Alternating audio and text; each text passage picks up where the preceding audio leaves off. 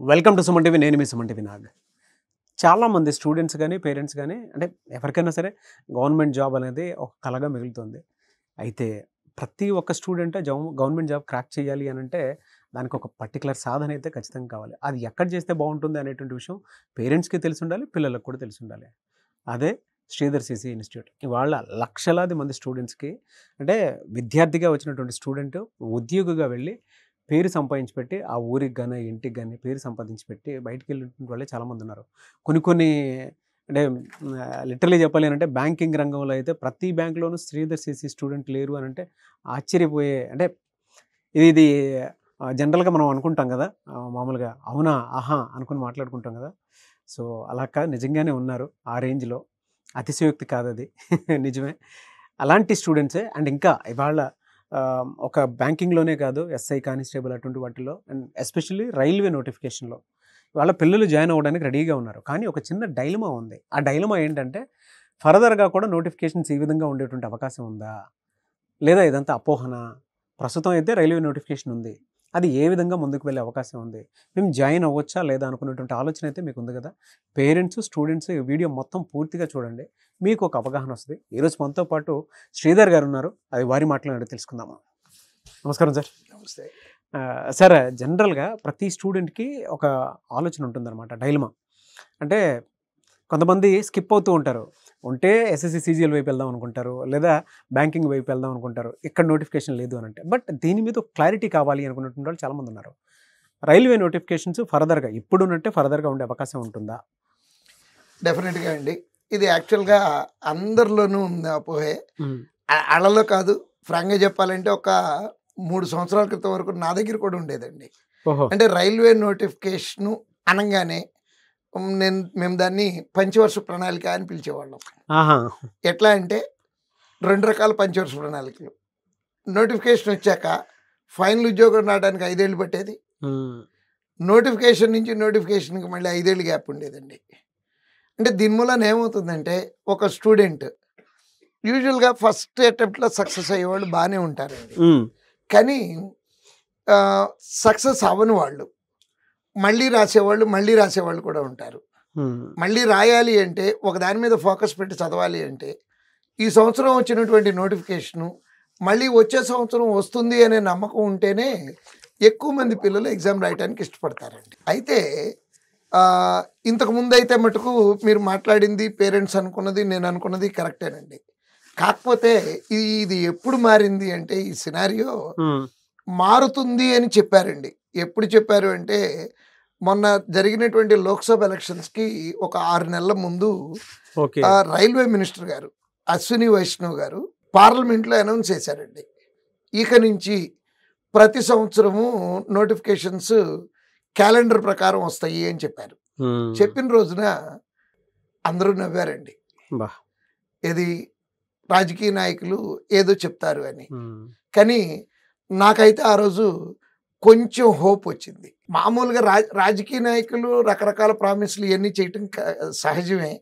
కానీ పార్లమెంట్ వేదికగా ఒక మినిస్టర్ గారు అన్నారు అంటే ఏదో జరగబోతుంది అని నేను నమ్మి నాతో పాటు ఉన్నటువంటి అందరినీ, మా ఫ్రాంచైజీ ఓనర్స్ని, మా స్టాఫ్ని అందరినీ కన్విన్స్ చేసి అద్భుతమైనటువంటి మెటీరియల్ తయారు చేసి ఎగ్జామ్స్ బ్యాచ్లు అనౌన్స్ చేసామండి. సో దాన్ని నిలబెట్టుకుంటూ ఏం జరిగిందంటే ఒకదాని తర్వాత ఒకటి చక్కగా నోటిఫికేషన్స్ ఇవ్వటం స్టార్ట్ చేశారు. ఓకే. సో కొంతవరకు మాట మీద నిలబడ్డారని కొద్దిగా నమ్మటం మొదలుపెట్టారు. కానీ డౌట్ ఏంటంటే, కాకపోతే ఏం జరిగిందంటేనండి, ఆయన అనౌన్స్ చేసిన తర్వాత ఒక నోటిఫికేషన్ ఇచ్చారు, ఎలక్షన్ కోడ్ వచ్చేసింది. సో ఆ ఎగ్జామ్ జరగలేదు. ఇంతే, రైల్వేలు ఎప్పుడు చూసినా ఇట్లే జరిగేదే జరుగుతుంది, ఇంకా మళ్ళీ నార్మలే, ఆయన చెప్పింది ఏమీ జరగదన్నారు. బట్ క్లియర్గా కనపడుతుంది నోటిఫికేషన్ ఇచ్చిన దగ్గర నుంచి ఎలక్షన్ కోడ్ ఇవన్నీ రావటం మొదలైనవి. గవర్నమెంట్ సెటిల్ అవటం ఇదంతా అయిన తర్వాత మళ్ళీ స్టార్ట్ చేశారు. రిజల్ట్స్ ఇవ్వటంతో పాటు పిల్లలు జాయిన్ అవుతున్నారు. ఆల్రెడీ జీతాలు తీసుకోవటం స్టార్ట్ అయిపోయిందండి. అంటే 2024లో ఇచ్చినటువంటి నోటిఫికేషన్స్కి 25లో ఉద్యోగాల్లో చేరారండి. అది గ్రేడ్ 1 టెక్నీషియను, గ్రేడ్ 3 టెక్నీషియను ప్రాంప్ట్గా ఎగ్జామ్స్ జరిగినాయి, రిజల్ట్స్ ఇచ్చేశారు. శాలరీలు తీసుకున్నారండి పిల్లలు. గ్రేట్ కదా సార్. నెక్స్ట్ కాన్ఫిడెన్స్ వచ్చింది. ఎస్ మాకు కూడా ఎస్ అంటే యాక్చువల్గా మేము ఏదైనా ఒక కోర్స్ రన్ చేయాలంటేనండి బోల్డ్ అంతా మెటీరియల్ అప్డేషన్ అంతా చాలా జాగ్రత్తగా చేసుకురావాలి. దాని వెనక పెద్ద రీసెర్చ్ జరగాల్సి ఉంటుంది. ఆ రీసెర్చ్ చేయటానికి చాలా కాస్ట్లీ ఎఫ్ఐఆర్ అండి రీసెర్చ్. ఆ రీసెర్చ్ మీద మేము ఖర్చు పెట్టాలంటే మాకు రిటర్న్స్ వస్తాయి అనే కాన్ఫిడెన్స్ కావాలి. సో ఆ రిజల్ట్స్ కన్నా ముందే మేము ఆ రీసెర్చ్ అంతా చేసి మంచి మెటీరియల్ తయారు చేసి పిల్లల్ని కూడా తయారు చేసి ఇవ్వటం స్టార్ట్ చేశాము. నెక్స్ట్ అందరూ అబ్జర్వ్ చేయాల్సింది ఏంటంటే మాట అంటం కాదు, జరుగుతున్నాయి. మళ్ళీ ఇక్కడ రాజకీయానికి నాకే సంబంధం లేదు. అన్ని నోటిఫికేషన్లు రిపీట్ అయినాయండి ఎక్సెప్ట్ గ్రూప్ డి. అంటే ఏ టైం అంటే 24లో నోటిఫికేషన్లు ఇచ్చారు, 25లో వస్తాయా లేదా అనే క్వశ్చన్ మార్క్ వచ్చిందండి అందరికి. మొదటి సంవత్సరం ఇచ్చారులే అనుకున్నారు. But they stood on the words అండి. రైల్వే బోర్డు మాట మీద నిలబడి ఆ మినిస్టర్ గారు ఆ రోజు పార్లమెంట్లో ఏదైతే చెప్పారో దాని ప్రకారం జరుగుతున్నాయండి. సో రెండో సంవత్సరం జరుగుతున్నాయి కాబట్టి స్టూడెంట్స్ పేరెంట్స్ కూడా దీన్ని బ్యాంకింగ్ సెక్టార్ని ఎలా అయితే నమ్ముతున్నారో, అంటే బ్యాంకింగ్ సెక్టార్కి ప్రతి సంవత్సరం జనవరిలో క్యాలెండర్ వస్తుందండి. అవును, ఏ నెలలో ఏ ఎగ్జామ్ నోటిఫికేషన్ వస్తుంది, ఏ నెలలో ఏ ఎగ్జామ్ జరుగుతుందని. అలానే మోర్ ఆర్ లెస్ అంటే ఎగ్జాక్ట్గా అంత యాక్యురేట్గా జరుగుతుందనే మాట నేను చెప్పలేను కానీ బట్ ఇట్స్ హ్యాపెనింగ్. అంటే పాత చరిత్రలాగా కాకుండా ఇప్పుడు మాకైతే నేను కూడా పిల్లలకి కాన్ఫిడెన్స్ ఇస్తున్నాను. ఎస్ జరుగుతాయి. కోర్టులు కేసులు జరుగుతూ ఉన్నాయి. స్టిల్ వాటిలో నుంచి కూడా నోటిఫికేషన్ బయటికి తీసుకురాగలుగుతున్నారండి సెంట్రల్ గవర్నమెంట్ వాళ్ళు. అంటే కమిట్మెంట్ ఉంది. నెక్స్ట్ కమిట్మెంట్ ఒకటే కాదండి, రిక్వైర్మెంట్ కూడా ఉందండి. అంటే రైల్వేలో షార్టేజ్ అండి, ఎంప్లాయీ షార్టేజ్. కరెక్ట్గా చెప్పాలంటే నోటిఫికేషన్స్ అన్ని భర్తీ చేయాలంటే చేయాల్సిన అవసరం రైల్వే బోర్డుకు కూడా ఉందండి. ఓకే, రైల్వే బోర్డుకు కూడా ఉందండి.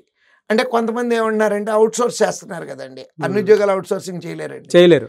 క్యాటరింగ్ అవుట్ సోర్స్ చేయగలరు కానీ ట్రైన్ ఏఎల్పిని అవుట్ సోర్సింగ్ చేయలేరండి, గార్డెన్ అవుట్ సోర్సింగ్ చేయలేరండి. ఇట్లా చాలా ఫీల్డ్లు అవుట్ సోర్స్ చేయడానికి ఎట్టి పరిస్థితుల్లోనూ వీలు పడదండి. సో నోటిఫికేషన్లు వస్తాయి. ఇంకోటి ఏంటంటే నాకు కనపడింది అంటే నా 30 సంవత్సరాల ఎక్స్పీరియన్స్ బట్టి నాకేం అర్థమవుతుందంటే నోటిఫికేషన్స్ లాస్ట్ ఇయర్ కన్నా ఇంకొంచెం స్పీడ్గా వస్తున్నాయి. ఎగ్జామ్స్ కూడా ఇంకొంచెం స్పీడ్గా జరిగి లాస్ట్ ఇయర్ సంవత్సరంన్నర పట్టినటువంటి ప్రాసెస్ ఏదైతే ఉందో అది ఈ సంవత్సరం నోటిఫికేషన్స్కి 1 ఇయర్లోనే కంప్లీట్ అవుతుంది అనేది నేను ఎక్స్పెక్ట్ చేస్తున్నానండి. Okay, so we got a confidence. ఇప్పుడు నేను మీ ద్వారా ఇప్పుడు ఆ నమ్మకం అయితే వచ్చింది. ఎస్ అండ్ మీరు చెప్పేటప్పుడు మీరు చెప్పిన ప్రతి సినారియోలోనూ స్ట్రాటజిక్ పాయింట్ నుంచి చూసుకుంటే గవర్నమెంట్ కూడా అది అవసరం ఉంది అనేటువంటి విషయం క్లియర్గా అర్థమవుతుంది. అండ్ ఇది సిస్టమేటిక్గా జరిగే అవకాశం ఉంది కాబట్టి ఉన్న అవకాశాన్ని మాత్రం మీరు చెడగొట్టుకోవద్దు. ఎగ్జామ్స్ కొంచెం లేట్ అయినా ఇది మాత్రం రెగ్యులర్గా నోటిఫికేషన్స్ ఉంటుంది అనేటువంటి విషయం మాత్రం ఒక కన్క్లూషన్కి రండి. అంతే ఓవరాల్గా అది పేరెంట్స్ అయినా సరే పిల్లలైనా సరే.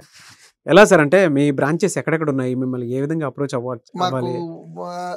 విశాఖపట్నం, రాజమండ్రి, ఏలూరు, విజయవాడ, గుంటూరు, ఆల్మోస్ట్ మొత్తం స్టేట్ ఈ ఏపీలో అయితే ఆల్మోస్ట్ అన్ని డిస్ట్రిక్ట్స్లోనూ ఓల్డ్ డిస్ట్రిక్ట్స్ అన్నిట్లోనూ ఉన్నాయండి. అనంతపూర్ వరకు ఉన్నాయి. అంటే నెల్లూరు ఉంది, తిరుపతి, నెక్స్ట్ కర్నూలు, అనంతపూర్. తెలంగాణలో వచ్చేటప్పటికి హైదరాబాద్లో ఉన్నామండి. నెక్స్ట్ త్వరలో కరీంనగర్ స్టార్ట్ చేయబోతున్నాము. వెరీ గుడ్ అండి. సూన్ అంటే అక్కడి నుంచి బాగా రిక్వెస్ట్లు అండి. ఎట్లా అంటే మేము ఏ వీడియో పోస్ట్ చేసినా అన్న కరీంనగర్లో చదువుకునే పిల్లలను చాలామంది ఉన్నాము, రెండన్నా అనుకుంటూ దాన్ని దృష్టిలో పెట్టుకొని సర్వే చేస్తే poorest of the poor people ఉన్నారనేది అర్థమైందండి. అంటే అట్లా అని మేము ఫ్రీగా చేస్తాము అట్లా అంటలేదు, నమ్మకంగా చేస్తాము. ఓకే, నమ్మకంగా చేస్తాము. అందుకే అండి నెంబర్ 1 లీడింగ్ పొజిషన్లో ఉన్నారని చెప్పడంలో మాత్రం సందేహం లేదు. Great sir. Anyway sir, thank you అండి, thank you so much sir. చూసారు కదా వీడియో. ఈ వీడియోపై మీ అభిప్రాయం కమెంట్ బాక్స్లో పోస్ట్ చేయండి. ఫర్దర్గా మీకు కనుక ఏదైనా డౌట్స్ ఉన్నాయి అని అంటే శ్రీధర్ గారి చేత అది వీడియో రూపంలో తెలుసుకోవాలి అనుకునేటువంటి వాళ్ళు కింద కామెంట్ బాక్స్లో మీ డౌట్స్ ఏవైతే ఉంటాయో వాటిని పోస్ట్ చేయండి. ఖచ్చితంగా వాటి మీద మేము వీడియోస్ చేయడం జరుగుతుంది. ఈ వీడియో లైక్ చేయండి, షేర్ మాత్రం తప్పకుండా చేయండి. ఇలాంటి మరిన్ని వీడియోస్ కోసం మా ఛానల్ ఫాలో అవ్వండి. Thank you. అండ్ దాంతోపాటు గవర్నమెంట్ జాబ్ కనుక మీకు కల అయితే ఖచ్చితంగా శ్రీధర్ CCలో జాయిన్ అవ్వండి.